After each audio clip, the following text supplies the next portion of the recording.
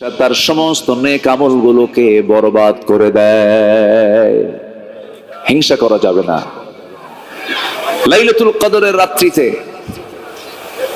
শেষ রাতে তাহাজ্জুদে আল্লাহ রাব্বুল আলামিন বান্দার সকল বান্দাকে মাফ করে দেন, কিন্তু শুধু মাফ করেন না দুই শ্রেণীকে।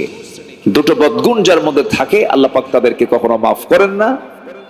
একটা হচ্ছে মুশাহিন, হাসিদ, যারা হিংসুক। নাম্বার দুই হচ্ছে যারা মুশরিক, যারা শিরিক করে। এই দুই শ্রেণীর কোন দোয়া আল্লাহর দরবারে কবুল হয় না। তাহলে কি হিংসা করা যাবে?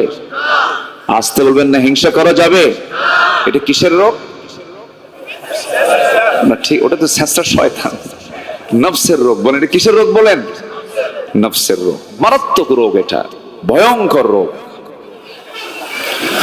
অহংকার করা যাবে না, এটাও নফসের বড় রোগ। ওয়ালা তুসাইর খাদ্দাকা লিন-নাসি ওয়ালা তামশি ফিল আরদি মারহা। কোন মানুষকে এড়িয়ে যেও না, আন্ডার এস্টিমেট করো না। রাস্তার এক ফকির তোমার কাছে কিছু চাইলো, হাত পাতলো, তুমি তাকে অসহায় মনে করে তাকে পাত্তাই দিবা না, এটা হতে পারে না। ওয়ালাকাদ কাররামনা বানি আদম। সম্মান করবে তুমি। রাজা যেমন প্রজাও তেমন।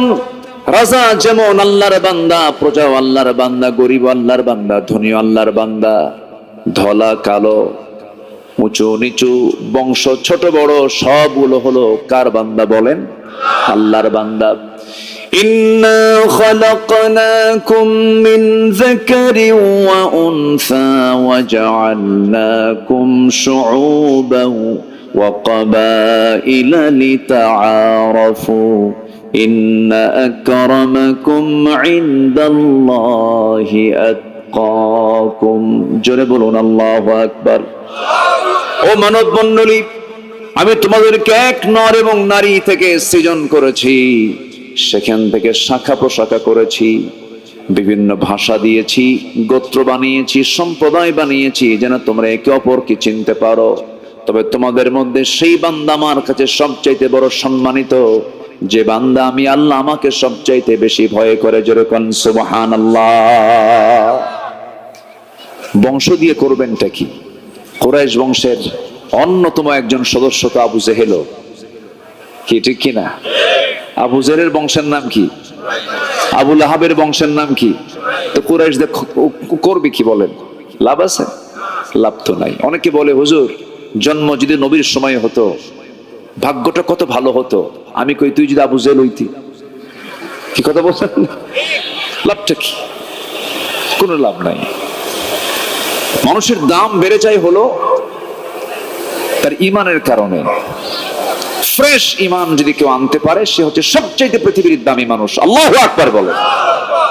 নফসের শুদ্ধতা নিয়ে যে ব্যক্তি ফ্রেশ ইমানদার, সে হচ্ছে সকল যুগই সে সম্মানিত মানুষ। আল্লাহু আকবার বলে।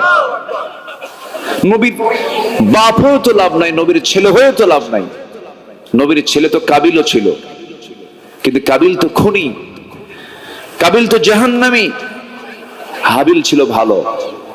হাবিল যোগ্য সন্তান ছিলেন, তিনি আল্লাহর হুকুমকে মেনেছেন।